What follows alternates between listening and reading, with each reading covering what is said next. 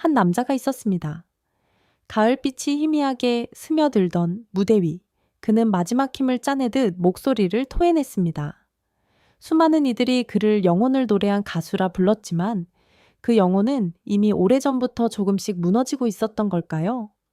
보도에 따르면 그는 한때 방송 출연 금지를 당했던 비극의 가수였고, 일각에서는 그의 죽음 뒤에 알코올과 마약 중독이 깊숙이 자리하고 있었다고 전합니다.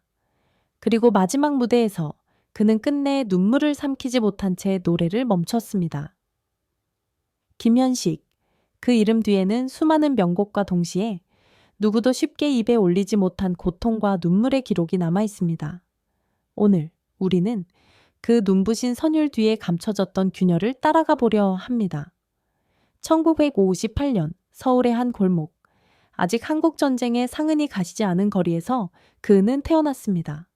아버지는 군인이었고 어머니는 조용히 아이를 돌보던 평범한 가정. 그러나 어린 시절부터 김현식은 어딘가 유난히 감수성이 예민했습니다. 친구들이 뛰놀 때 그는 창가에 앉아 빗소리를 들으며 혼잣말을 하곤 했습니다. 학교에서도 특이한 아이로 여겨졌지만 음악 시간만큼은 누구보다 빛났습니다. 선생님이 들려준 클래식 선율을 집에 와서 기타로 흉내내며 밤을 지새우던 소년. 그에게 음악은 세상과 소통할 수 있는 거의 유일한 언어였는지도 모릅니다. 그러나 그가 10대 후반에 접어들며 시대는 급격히 변하고 있었습니다. 1970년대 후반, 한국 사회는 산업화와 민주화의 소용돌이 속에 있었고, 대중음악계는 트로트의 전성기에서 포크와 록으로 급격히 전환되는 혼란기였습니다. 이 격변의 시기에 김현식은 자신의 자리를 찾기 위해 방황했습니다. 그는 19살이 되던 해 친구의 권유로 밴드 활동을 시작했지만 무대에 서면 늘 어딘가 불안했습니다. 사람들 앞에 서면 몸이 떨리고 공연 후에는 몰래 술을 들이켰습니다. 그 술은 처음엔 단지 떨림을 가라앉히기 위한 것이었지만 점점 그를 놓아주지 않게 되었습니다. 보도에 따르면 이 시기 그는 음악에 대한 집착만큼이나 불안과 우울에 시달렸다고 합니다. 가정 형편도 어려워 학업을 이어가기 힘들었고 결국 학교를 중퇴하며 본격적으로 음악에 모든 걸 걸었습니다. 그는 집을 나와 홍대 근처 허름한 하숙집에서 기타 하나만을 벗삼아 지냈습니다. 그 방엔 창문도 제대로 없어 햇빛이 잘 들지 않았지만 그는 그 어둠 속에서 곡을 썼습니다. 그의 노랫말은 유난히 슬펐습니다. 아직 사랑도 제대로 해보지 못한 나이에 마치 세상을 다 겪은 듯한 슬픔이 묻어났습니다. 사람들은 그런 가사를 감성적이라 말했지만 실은 그 감성 뒤에는 벌써 균열이 번져가고 있었습니다. 그는 그때부터 이미 무대의 환호와 자신의 내면 사이의 간극을 어렴풋이 느끼고 있었는지도 모릅니다. 20살이 되던 해 김현식은 마침내 본격적인 대중음악계에 발을 들였습니다. 당시 한국 음악계는 포크와 록, 발라드가 공존하던 과도기였고 젊은이들은 기존의 상업가요보다 자신들의 감정을 대변해줄 새로운 목소리를 갈망하고 있었습니다. 김현식은 그 갈망에 응답하듯 등장했습니다. 초기에는 작곡가 겸 보컬로 여러 밴드를 전전하며 활동했습니다. 그의 목소리는 한 번 들으면 잊을 수 없을 만큼 독특했습니다. 허스키하면서도 깊고 마치 오래된 상처를 쓸어내리는 듯한 울림. 음반사 관계자들이 처음 그의 목소리를 들었을 때 이 목소리는 대중적이지 않다라며 고개를 저었다는 일화도 전해집니다. 그러나 아이러니하게도 그 이질감이 바로 그의 무기가 되었습니다. 1980년대 초 그는 솔로 가수로 데뷔했습니다. 첫 앨범은 상업적으로 큰 성공을 거두지 못했지만 음악 평론가들은 그를 주목하기 시작했습니다. 특히 자작곡에 담긴 서정적이면서도 처절한 정서가 인상적이었고 그가 직접 쓴 가사는 당시 청춘들이 느끼던 상실감과 불안을 정확히 꿰뚫고 있었습니다. 그 무렵부터 그의 주변에는 늘 술이 놓여 있었습니다. 인터뷰 자리에서도 공연 전 대기실에서도 그는 손에서 잔을 놓지 않았다고 전해집니다. 보도에 따르면 이 시기 그의 음주 습관은 단순한 긴장 완화를 넘어서 점차 의존의 형태로 변해갔다고 합니다. 그러나 대중은 그것을 몰랐습니다. 무대 위 김현식은 여전히 온 영혼을 불태우며 노래했고 그 목소리는 수많은 이들의 심장을 울렸습니다. 하지만 명성이 커질수록 방송계의 시선은 곱지 않았습니다. 1980년대 당시 한국 방송가는 건전한 이미지를 최우선으로 여겼고 자유분방하고 반항적인 인상은 곧바로 불량으로 낙인 찍혔습니다. 일각에서는 그가 방송사로부터 출연 정지를 당했다고 전하며 실제로 한동안 그의 모습은 TV에서 사라졌습니다.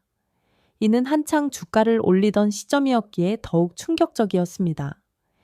이 시기에 그는 무대보다는 녹음실에 틀어박혀 지냈습니다. 창문을 막아 햇빛조차 들지 않는 공간에서 담배 연기와 술 냄새 속에 파묻혀 곡을 썼습니다. 그의 목소리는 점점 더 거칠어졌고 가사는 더욱 어두워졌습니다.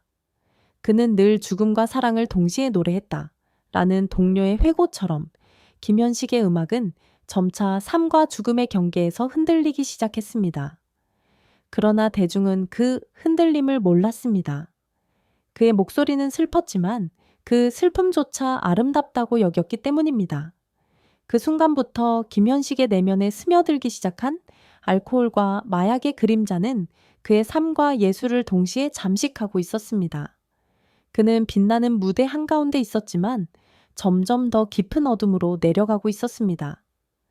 1980년대 중반, 김현식은 마침내 대중적 성공의 정점에 올랐습니다. 그의 세 번째 앨범은 발매 직후 라디오와 거리 곳곳에서 쏟아져 나왔고 젊은이들은 그의 음반을 들고 다니며 가사를 베껴 썼습니다. 비처럼 음악처럼 은 그해 한국 대중음악을 상징하는 곡이 되었고 김현식이라는 이름은 더 이상 낯설지 않았습니다. 그러나 그 화려한 성공은 동시에 그의 가장 위험한 시기를 의미하기도 했습니다. 보도에 따르면 이 무렵 그의 건강은 이미 심각하게 망가져 있었습니다. 오랜 음주와 불규칙한 생활, 그리고 점점 깊어지는 마약 의존이 그의 몸을 조금씩 무너뜨리고 있었습니다. 무대 위에서는 언제나 혼신을 다했지만 공연이 끝난 뒤 대기실에서 쓰러져 구토를 하거나 호흡 곤란으로 응급실에 실려갔다는 이야기도 전해집니다. 음악 동료들은 그에게 쉬라고 말했지만 그는 멈추지 않았습니다. 나는 지금 불타고 있어. 멈추면 꺼질 것 같아. 그는 늘 그렇게 대답했습니다. 예술가로서의 불안, 그리고 다시 방송에서 사라질지 모른다는 두려움이 그를 끝없이 몰아붙였습니다. 방송가의 보수적 시선은 여전히 그를 경계했고 한때 출연 정지 이력이 있던 그는 더욱 완벽한 무대를 보여줘야 한다는 강박에 시달렸습니다. 그가 본격적으로 마약에 손을 대기 시작한 것도 이 무렵이었다고 전해집니다. 일각에서는 그의 목소리를 유지하기 위해 진통제를 과다 복용했고 그것이 점점 중독으로 이어졌다고 말합니다. 그는 종종 녹음실에 나타나지 않았고 나타나더라도 말없이 벽만 바라보다가 돌아가곤 했습니다. 곡 작업은 늘어졌고 소속사는 불안에 떨었습니다. 그러던 어느 날 한 콘서트에서 그는 노래 도중 갑자기 울음을 터뜨렸습니다. 팬들은 감정에 벅찬 눈물을 흘리는 줄 알았지만 함께 있던 밴드 멤버는 그날 그는 무대에 오르기 직전까지 손이 떨려 마이크를 잡지 못했다고 회상했습니다. 그 눈물은 감동의 눈물이 아니라 더 이상 숨길 수 없는 붕괴의 전조였습니다. 그의 음악은 여전히 빛났지만 그 빛은 점점 뜨겁게 타오르며 자신을 태우고 있었습니다. 누구도 그 불길이 곧 꺼질 것이라 생각하지 못했지만 그의 몸과 마음은 이미 한계에 가까워지고 있었습니다. 무대의 스포트라이트는 그를 비추고 있었지만 그 그림자는 점점 더 짙어지고 있었습니다. 1989년, 김현식은 다시 한번 대중 앞에 섰습니다. 그의 목소리는 여전히 깊었지만 어딘가 달라져 있었습니다. 숨을 내쉴 때마다 가쁘게 끊기는 호흡, 공연 후 지쳐 무대 뒤에서 한참을 움직이지 못하던 모습, 그 모든 것이 그의 상태를 말해주고 있었습니다. 보도에 따르면 당시 그는 간경변과 폐질환을 동시에 앓고 있었으며 이미 병원에서는 장기적인 치료를 권유받았다고 전해집니다. 그러나 그는 치료보다 무대를 택했습니다. 음악을 멈추면 자신이 사라질 것 같다고 말하곤 했습니다. 이 말은 동료들에게 일종의 유언처럼 들렸다고 합니다. 그의 일상은 무너져 내렸습니다. 새벽까지 이어지는 술자리, 그 뒤에 이어지는 약물 복용, 그리고 끝없이 이어지는 녹음과 공연. 몸이 버틸 수 있을 리 없었습니다. 하지만 이상하게도 그의 음악은 그 시기에 더욱 절절해졌습니다. 팬들은 그의 목소리에서 어떤 비밀스러운 슬픔을 느꼈고 그 슬픔은 오히려 폭발적인 지지를 불러일으켰습니다. 역설적으로 그는 가장 병들어 있던 순간에 가장 뜨거운 사랑을 받았습니다. 그러나 그 사랑은 그를 구하지 못했습니다. 방송가의 시선은 여전히 냉담했습니다. 과거의 출연 정지 이력은 꼬리표처럼 따라붙었고 한 방송국에서는 그가 예정된 생방송 직전 출연을 취소당하기도 했습니다. 이유는 불안정한 상태였습니다. 그날 그는 분장실에서 조용히 앉아 있다가 갑자기 폭발하듯 울부짖었다고 전해집니다. 동료들은 그를 말렸지만 그는 왜 나만 이렇게 살아야 하냐며 절규했다고 합니다. 이 무렵 그의 인간관계도 빠르게 무너졌습니다. 술과 약물에 지친 친구들이 하나둘 곁을 떠났고 사랑했던 사람들과의 관계도 잦은 다툼으로 깨어졌습니다. 홀로 남은 그는 점점 더 고립되었습니다. 그 고립 속에서 그는 더 많은 술과 약물에 의지했습니다. 음악은 여전히 유일한 탈출구였지만 그것조차 이제는 그를 구하지 못하고 있었습니다. 그리고 운명처럼 그는 다시 무대에 섰습니다. 조명이 켜지고 그는 첫 소절을 부르며 눈물을 흘렸습니다. 관객들은 그 눈물을 예술가의 감정으로 받아들였지만 그 눈물은 마지막 힘을 짜내며 자신을 불태우고 있던 한 인간의 절규였습니다. 그 순간 김현식은 가장 뜨겁게 빛났고 동시에 가장 깊게 무너지고 있었습니다. 그의 삶은 절정에 올랐지만 그 절정은 곧 파국의 문턱이기도 했습니다. 1990년 가을 바람이 서늘해지던 어느 날 김현식은 병원으로 실려갔습니다. 보도에 따르면 간경변과 폐질환이 동시에 악화되며 면역 체계가 거의 붕괴된 상태였다고 전해집니다. 의사들은 더 이상 공연을 해서는 안 된다고 강력히 권고했지만 그는 퇴원하자마자 다시 녹음실로 향했습니다. 마치 남은 시간을 모두 불태우려는 듯 그는 마지막 앨범 작업에 몰두했습니다. 그의 모습은 빠르게 변해갔습니다. 살이 빠져버리 패였고 걸음은 휘청겼으며 목소리에는 쉼없는 기침이 섞였습니다.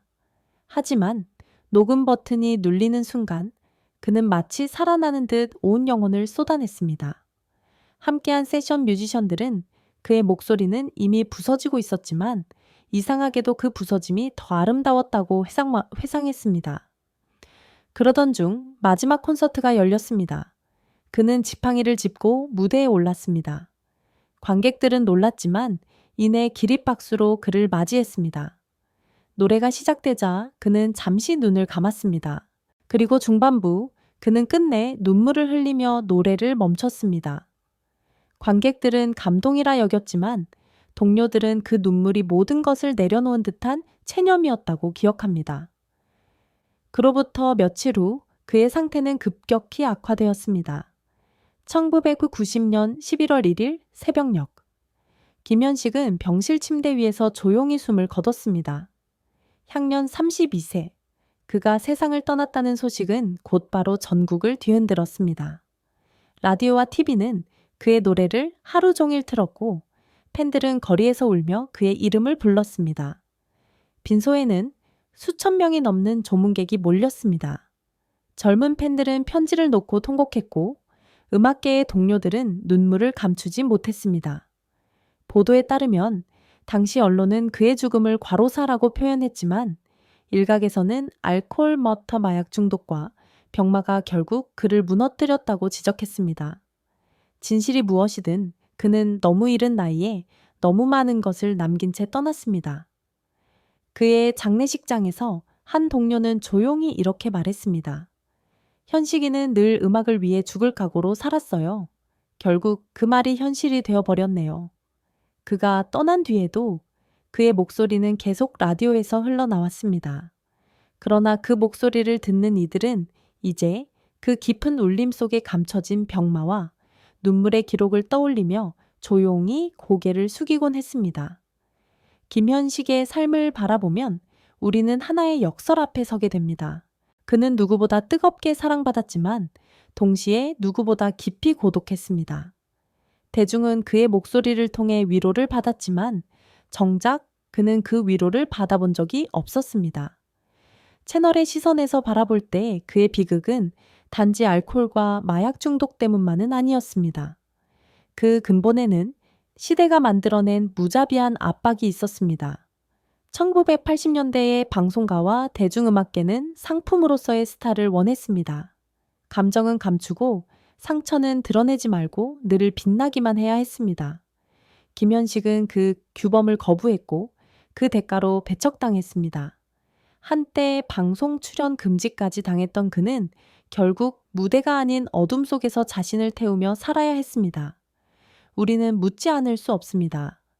만약 그에게 무너져도 괜찮다고 말해주는 사람이 단 한 명이라도 있었다면 어땠을까요? 만약 방송계가 그의 결함마저 포용했다면 그는 지금도 살아 있었을까요? 그의 마지막 무대에서 흘린 눈물은 단순한 감정의 폭발이 아니라 구조 요청이었는지도 모릅니다. 그러나 사회는 그 눈물을 감동으로만 소비했습니다. 그를 구해줄 수 있었던 기회는 무대의 조명 아래 묻혔고 우리는 그가 남긴 음악만을 품에 안은 채 그를 떠나보냈습니다. 김현식의 죽음은 하나의 질문을 남깁니다. 예술가의 고통을 영감이라는 이름으로 미화하는 이 문화 속에서 우리는 몇 명의 김현식을 더 잃어야 할까요? 이 질문은 여전히 그리고 앞으로도 오래 우리 곁을 맴돌 것입니다. 세월이 흐른 지금도 김현식의 노래는 여전히 많은 이들의 마음속에서 살아 숨쉽니다. 카페 한 구석, 오래된 LP에서 흘러나오는 그의 목소리는 마치 시간을 거슬러 올라온 듯 낡았지만 따뜻합니다. 젊은 세대들조차 그의 곡을 리메이크하며 그가 남긴 서정과 절망, 그리고 그 깊은 울림을 다시 불러내고 있습니다. 그런데 이상하게도 그를 떠올릴 때 사람들은 늘 말없이 한숨을 쉽니다. 그의 노래는 사랑받았지만 그의 삶은 끝내 이해받지 못했다는 걸 모두가 알고 있기 때문일지도 모릅니다. 화려한 무대와는 달리 그는 병마와 싸우며 술과 약물에 기대야만 하루를 버틸 수 있었고 마지막 무대에서조차 눈물을 흘려야 했던 사람이라는 사실이 여전히 마음을 저릿하게 만듭니다.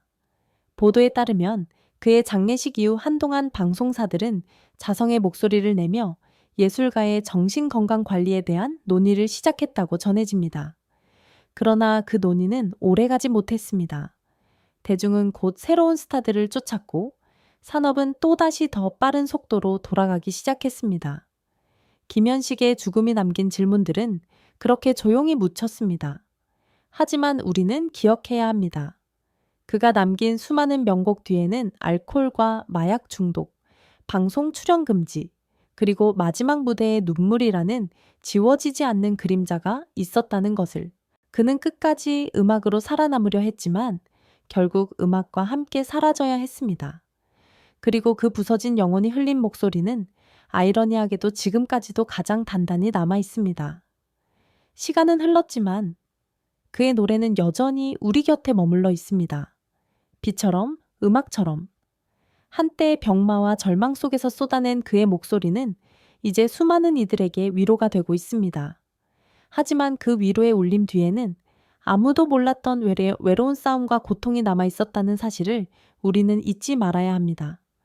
무대 위에서 눈물을 흘리던 마지막 순간까지도 그는 끝내 음악을 놓지 않았습니다. 그 눈물은 패배의 눈물이 아니라 자신이 사랑한 세상에 남긴 마지막 인사였는지도 모릅니다. 김현식, 그 이름을 부를 때마다 우리는 찬란한 명곡과 함께 그가 남긴 병마와 눈물의 기록까지 함께 기억해야 할 것입니다. 이제 당신에게 묻습니다. 우리가 사랑하는 예술가들이 더 이상 스스로를 태워야만 빛날 수 없는 세상을 만들기 위해 우리는 무엇을 바꾸어야 할까요?